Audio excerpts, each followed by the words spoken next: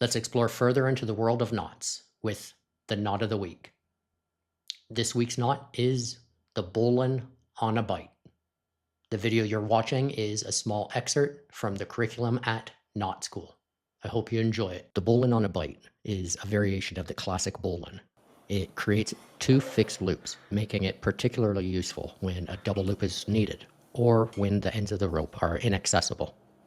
Its reliability and strength make it a valuable knot in various applications. The Bowline on a Bight is classified as a loop knot. Loop knots create a fixed loop in a rope. More specifically, the Bowline on a Bight is a midline loop.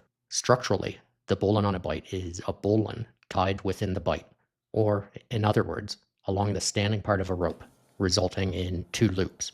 It shares the fundamental structure of the bowline, but as mentioned, it's tied along the work line, and also has the added functionality of creating the two loops.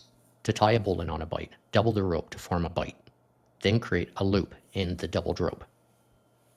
Pass the doubled working end through the loop around the standing parts and back through the loop. Dress and tighten the knot, ensuring both loops are of desired size.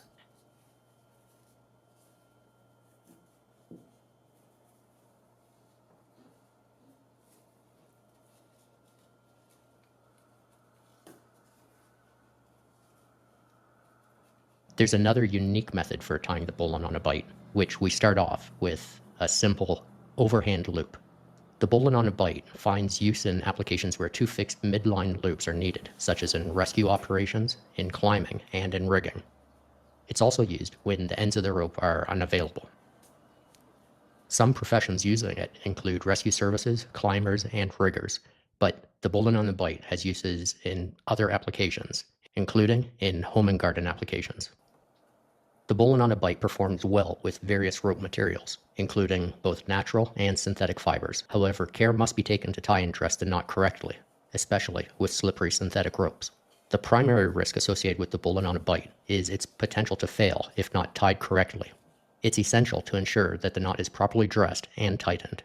You can find the bowline in a bight in the Ashley Book of Knots as knot number 1080 on page 195.